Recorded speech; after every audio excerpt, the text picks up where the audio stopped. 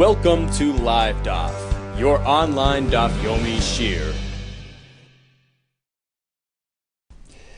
Shalom Aleichem and welcome back to today's Daf Hayomi, which is Nedarim Daf Mem. We are on the bottom of Lamates Amad Beis, on the last line of the Amud. Picking up on the topic of Bikur Cholim once again. Says the Gemara, Rav Chelboy, Chalash, Rav Chelboy fell ill. Nafak Achriz Rav Kahana. Rav Kahana went out and made the following announcement. Where are the visitors? Rav Chelboy, look what happened to him. Boish, he got sick. See, there's nobody coming to visit. Armalahu, and he continued with his announcement. Look how important Bikur Cholim is. You come in, you take a look at the Cholim, you tend to his needs, you give him a boost of morale. That's vital, that's critical, and perhaps turning around his situation and leading him to recovery, as in the following story. Don't you know about the following story? Talmud Echad, with one Talmud, Mitalmidi Rabbi Kiva, one of Rabbi Kiva's Talmidim Shechala, he got sick. None of the Chachamim came to visit him. Perhaps, as the Mefarshim say, they figured it was all over. They gave him up for the dead. But v'nichnas Rabbi Akiva levakra. Rabbi Akiva, the Rebbe himself, came in to visit the Talmud, and the Talmidim, noticing that Rebbe coming in, followed suit. Ubishvil shekibdu v'ribtzu lefanav, and they went and they saw what he needed, and they swept. They were machabed, they were merabes, they washed down the dust in service of the ill fellow. That served to boost his morale, and that led him to recovery. V'chaya. And he fully recovered. Amalei Rebbe, he turns to Rabbi Kiva and he says, "My Rebbe Hechi Yisani, you have given me back my life." Seeing this, Rabbi Kiva went out. Yatzer Rabbi Kiva v'darash, and he taught as follows: Kol mi she'en mevaker cholim. If one refrains from visiting an ill person and looking after his needs, ki'ilu shefech damim, it's as though he contributed to his demise. Bikur isn't just a in and out visit. Bikur means like mevaker for mumim, like examining the animal for blemishes, to look into his needs, to examine his situation, tend to his needs, and that could serve to boost him, alleviate his load, his emotional load, which can lead to a lightening of his physical situation and lead him to recovery. Kiyas Rav Dimi. When Rav Dimi came, Omar, he said as follows: when one does Bikur Cholim, he contributes to his life. He brings him life. However, when one does not do Bikur Cholim, he can be a cause for his death. My grandma, in which way is he causing life or death? Perhaps it means like this. When one actually visits a chola, he's in his presence, he's touched by his situation, he relates to him, he's filled with compassion, and is prepared to daven with genuine sincerity. So by visiting a chola, it facilitates true heartfelt tefillah, to be machaya the chola, to lead into recovery. However, a person does not visit, he's going to ask Hashem, he's going to daven that the chola should die. Is that what Rav Dimi meant to say? When you come visit, you contribute to his chayim, because you daven that he should recover, as opposed to when you don't come visit, you daven to Hashem that he should die. Like, why would he do that? Why would a person daven that a chola should die? Apparently, the Gemara Havamina, the Gemara figured that the mere fact that he's not coming to visit perhaps indicates that he's not really, doesn't really have too much hopes for that fellow's recovery, and perhaps he's davening that Hashem should terminate his hardship, terminate his illness, and allow him to pass away. Well, the Gemara doesn't really agree with that. Why would a person think along those lines? Every moment in this world is precious, and why would a person just be uncaring and not visit and daven that he should die? Allah says the Gemara, rather he meant like this: Kol she'ein mevaker chola. a person who does not visit a choila, ein mevakesh olav rachmim, lo sheyichya v'lo sheyamas. So it means like this. If he visits, he feels, he sees, he experiences, and he davens with a genuine heart, Hashem, please give him chiyus, give him a refuah shalema, if that is to his benefit. But when a person does not visit, he doesn't see firsthand what's going on. He doesn't relate to the choila.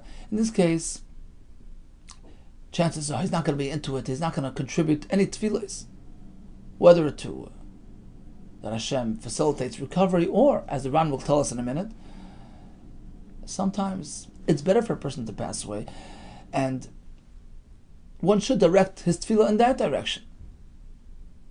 But when he doesn't show up, he's not caring, he's not compassionate, he won't daven to Hashem, whether to give him chiyus, to give him recovery, or to end his situation by way of misa. He's not going to be engaged or involved at all. So it's very important to come be mevakar choila. Be there in the presence of the choila. Feel for him. Understand his situation, relate to it. And perhaps offer a heartfelt tefillah, which will have special power, because it's in the presence of a choila, which the Gemara later tells us he merits the presence of Shekhinah when things are going difficult. Hashem is there to hold his hand. So perhaps his tefillah will be more powerful and more impactful. That's interesting that the Gemara does allude to this concept of davening sheyamas. How is that? Let's take a look at the Ran, who presents us with something very fascinating on the top line. Says the Ran, Ein mevakesh olav rachmim, lo sheyichya v'lo sheyamas. Why would a person daven for misa? Nira be'enai, says the Ran. It appears to me, the Brisa means like this. At times, it is in place to daven to Hashem to take away the chayla.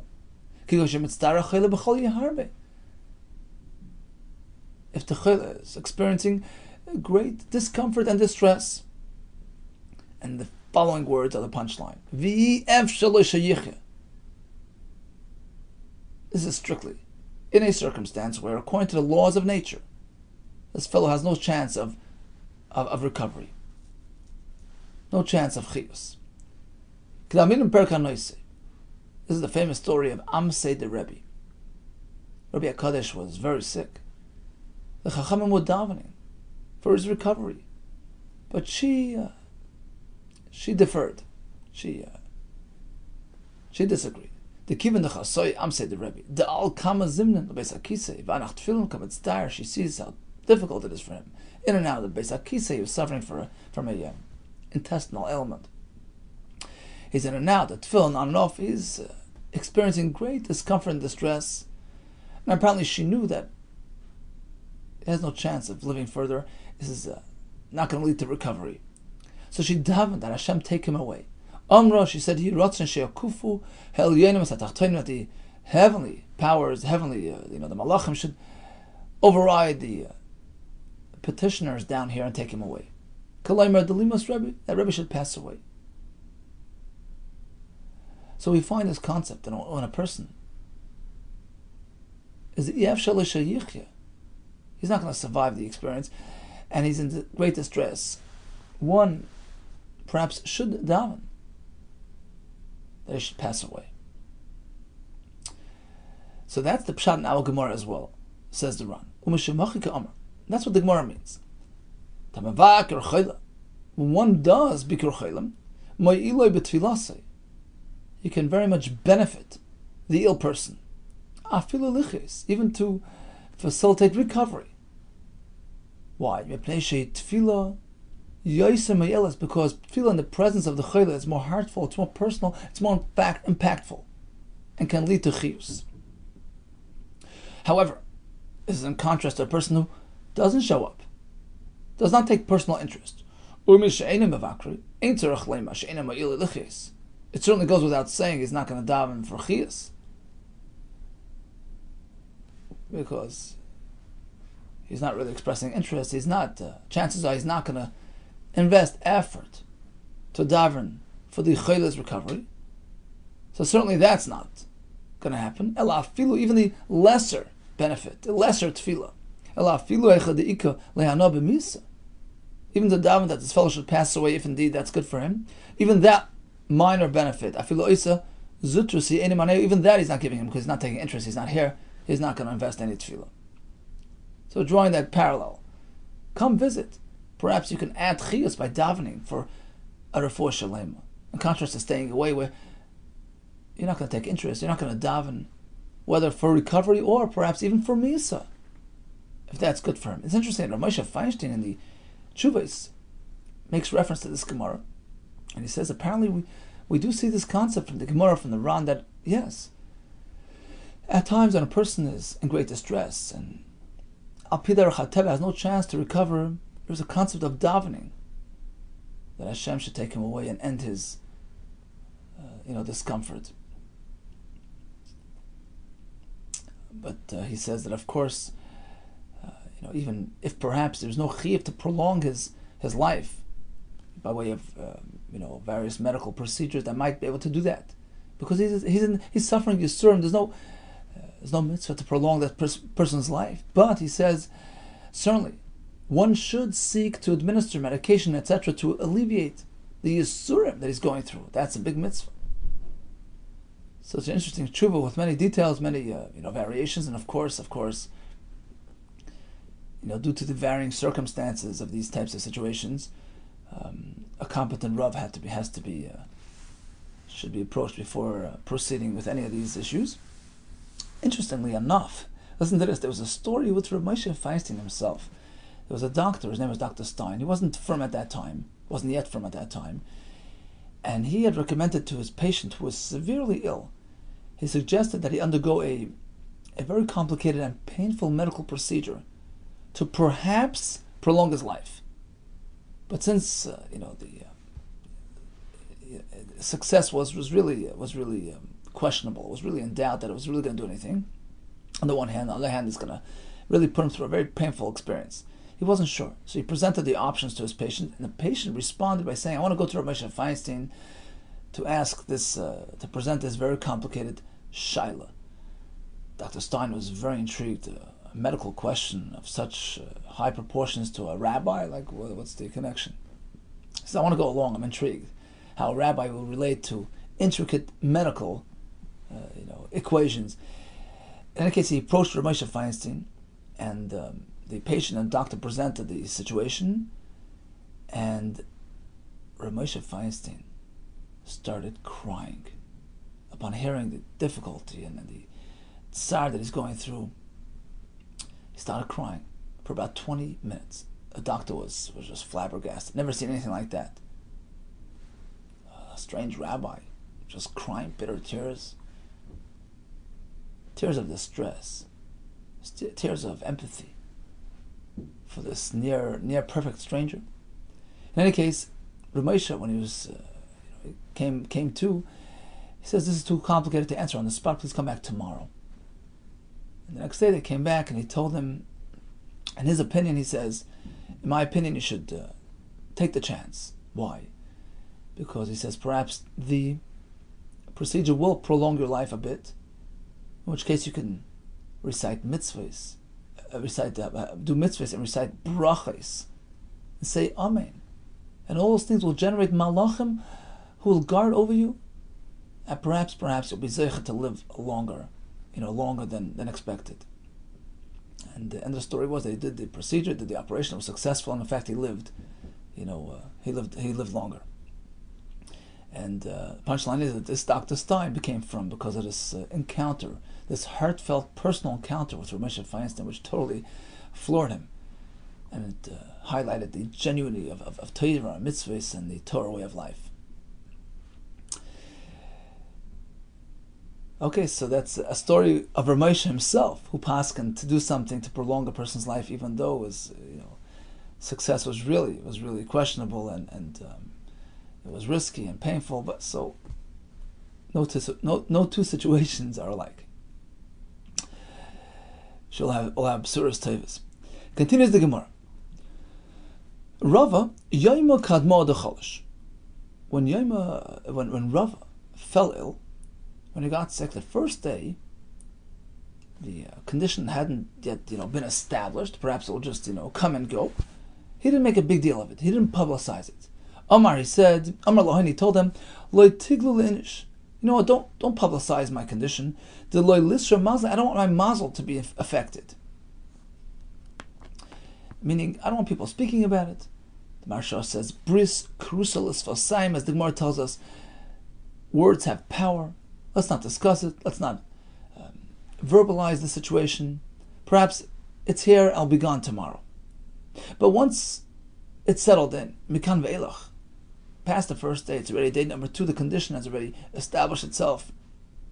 He was really ill. Amar lahain, so he told them, yeah, go tell people. I want people to daven for me. Puku v'achriza b'shuka, go tell people outside. They call the sanili. Why tell them? Because those who dislike me, lichtili, let them be happy. Let them be glad that I'm sick.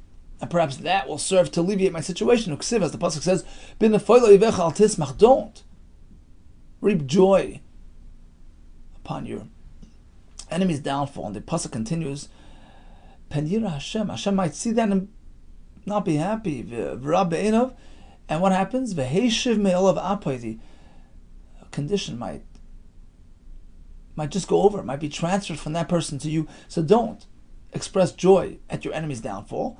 Says Rav, I want people to know, perhaps my enemies will find out, they'll be glad, and Hashem will remove the situation from me. On the one hand. On the other hand, Udurachmi, and those who like me, Libo Yolei Rachmi, will go ahead and daven for me, for my recovery. Amarav, Kol Mavakas HaCholim, one who does Bikur Cholim, Nitzoil, Midin Shal Gehinam, he is spared from Gehinam. Shenamar Ashrei Maskil El Dal. Fortunate is the person who is cognizant about the needs of a dull, of an unwell person. The Rosh says, Mashgiach elav levakroi ulefakech b'tzrochav. Go visit a dull, a sick person, see what he needs, and tend to his needs. B'yom ra imalteu Hashem. What is the reward? You'll be spared. B'yom ra. Explains the Gemara. Ashrei maskil el dal. What does dal mean? Ein dal el achol. Dal is an unwell person. Shenamar b'dal yivatzeni. This was by Chizkiah when he fell ill. So the dala, the sickness, is what he was referring to. Inami, or minadin kro, another right, that dal means chayli. Madua ata kocha dal ben hamelch b'beker b'beker. This was Amnon when he was unwell. Why are you so dull? So a person who's sensitive to a dal, who's mabakar chayla, he's spared from ra'ah. What is ra'ah? In ra'ah, elo gehenim. Shenemar kol poil Hashem maneu, v'gam rasha, he ends up liyam ra'ah in gehenim. And the Gemara continues, v'im bikar, and if indeed he visits a chayla, maschorei, what reward does he reap? What do you mean? We just said, maschorei. Kedamar, as we just said, nitzol midin shel gehenim, he's spared from gehenim. Elo rather, the question was, maschorei be'olam hazeh. What does he get in this world? And the answer is Hashem yishmereyu, v'chayeyu, v'usha ba'aretz, v'al titneu b'nefesh evav. Which means like this: Hashem yishmereyu, Hashem guards him, yetzer hara, protects him from the yetzer hara. What else? V'chayeyu means mina yisurim, he spares him from difficulties. V'usha ba'aretz means sheyu hakol mizbchabdem, he's going to be the pride of the land. Everybody will pride themselves upon being his friend, and he'll be the object of covet.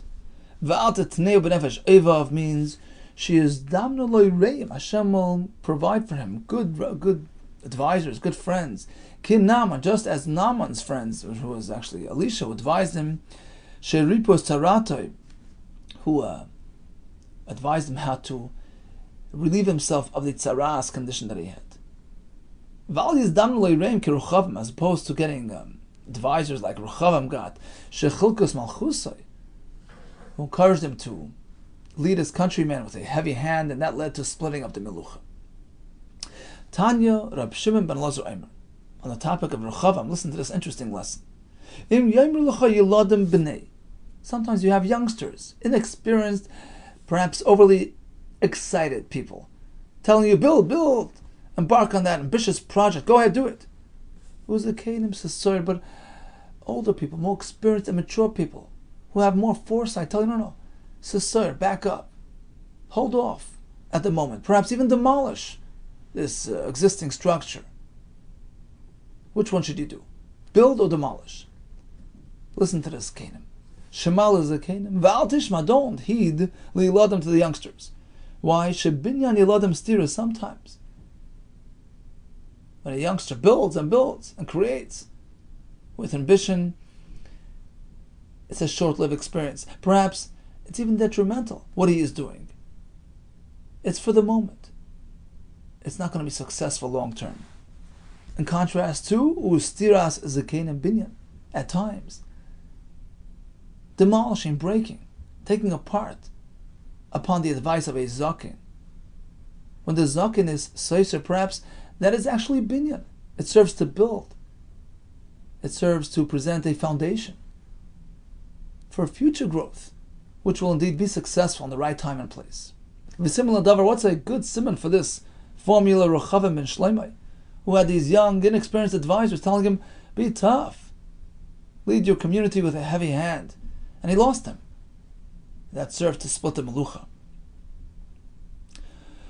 Amar Rav Shisha Breder Avidi. Lo lisad means to be mevakar. Lo lisad, don't support a chayla. Don't go visit a chayla at the wrong times of the day. Lo lisad inish ketziruk. Tzir is an ill person. Don't go visit a chayla. Lo betla shoykat maisa. Not within the first 3 hours of the day. V'lo betla shoy basraisa diyem. Nor during the last 3 hours of a day. Just somewhere in the middle. That's perfect. Why? What's wrong with these hours? Because if you go during these periods, perhaps you're not going to be focused, you're not going to be interested in investing effort to ask Hashem for compassion. Why? Because the first 3 hours of the day, when the chayla perhaps is bursting with energy and chirpy, Rav Chadaita is all into it, and he doesn't give the appearance of being too ill, and perhaps you're not going to get too interested in davening for him at that point. You're not going to see the need for it. Basraisa, in contrast to the last 3 hours of the day, when he's excessively weakened, Takiv Choshe, he'll be overly weak and he won't look too well at all. And perhaps visiting him at that time will discourage you. You'll just give up. He won't daven at all. Amar Rav and Amar Rav, Menayin Shakadosh Baruch Hu Zanas HaChayla. You know, at times we find that a chayla barely eats, barely drinks, and somehow he carries on because Hashem is giving him zaynas through the chayli. He's energizing him through the chayli itself. Shenamar Hashem Yisodenu al eretz devaya. Hashem gives him seuda, sustains him through his illness. Where do we find that the Shechina rests above the chayla's bed? Shenamar Hashem Yisodenu al eretz devaya. Hashem's presence is by the bed of the chayla. In fact, Rashi in Chumash Parshas Vayechi brings it. Yishtachu Yisrael, they bowed right towards the bita where the Shechina is. Tanya Namihoch, we find the same in a brisa. This has an halachic ramification. Hanichnas levakas hachayla. When one enters to do bikur chaylim, and the chayla is perhaps on a very lying low, make sure don't sit above him, don't sit higher than him on a higher level, because you're meant to respect the Shechina's presence. Lo yeshev lo gabi mita, you shouldn't sit on top of a bed. Lo gabi sapsel, on a bench. Lo gabi kisi, on a chair. Ella rather misate, if he wraps himself out of deference to the Shechina. V'yeshev al gabi karka, and he sits on the ground. V'pnei why? V'shar Shechina sheruya l'malam mitasa shel chayla, because of the Shechina that rests there. Shenemar, as we find in the pasuk, Hashem Yisadenu al eres devay. Another teaching from the same Amar. V'amar Ravin, Amar Rav. Mit Rabbi Marava. Sahada Rabba Pros. So when you're in Bavel, you want to use the Euphrates River, the Pros River, which flows through Bavel. But you're unsure whether this is natural spring water or perhaps it's filled with rainwater. Now what's the difference? So actually there are two major differences between a ma'ayon, a natural spring water pool, and a mikvah, which is filled with rainwater. Two differences are like this. A mikvah needs a shiur, 40 saw, whereas a mayan, a spring, doesn't need a shear to be used for tefillah. Number two, a mikveh needs to be still. The water needs to be standing still. That's the lashon mikveh. Kava v'kaimu. It's a gathering of water. It sits still. You're going into that body of water. That's the tefillah pertaining to a mikveh, as opposed to a spring or a river, which is meant to flow. That's its natural state. In which case, even when it's in motion, it is kosher for tevilah. So one is shear, no shear, standing still or moving. So you have a river, such as the Pras River. Well, shall we treat it as a mayan, because it is sourced from underwater sources? Or shall we say, well, if it's filled with rainwater, we treat it like a mikveh, in which case it cannot be used while flowing, while in motion. Rainwater needs to be standing still to be kosher for a mikveh. So now we're in Bavel. We have the Pras River flowing through. Mitra b'marava, Sada Rabba, Pras. Pras is a Sada, an aid, a witness, a great witness. A very strong indication of what's going on in Eretz Yisrael. Meaning, if typically Pras flows at this level and now it's much higher, that increase in volume comes from where? Since the Euphrates flows from Eretz Yisrael down into Bavel, apparently Eretz Yisrael has experienced much rain, which served to fill up, to increase the volume of Pras, and in fact that's a problem. Because if Pras is now mostly rainwater, it cannot be used while in motion. It needs to be standing still to be used as a mikveh. So that's Rav's shita. If Pras is mostly made up of rainwater, it is possible for tefillah while in motion.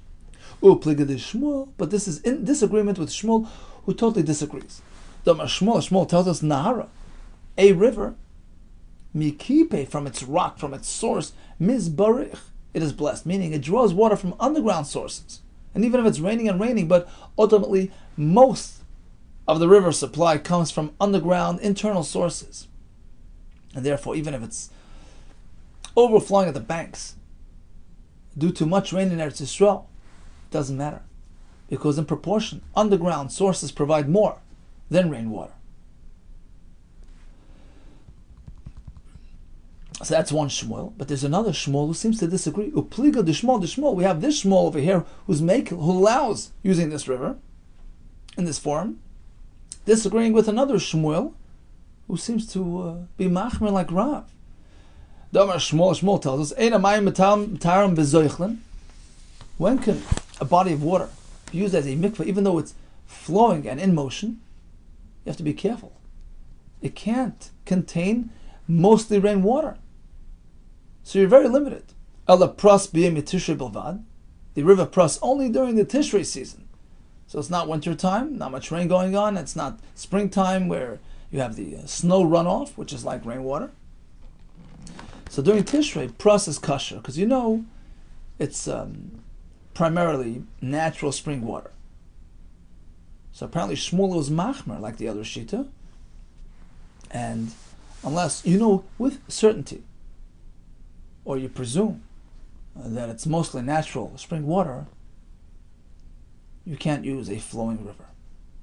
In fact, Avod is Shmuel as well. Shmuel's father also subscribed to that shita.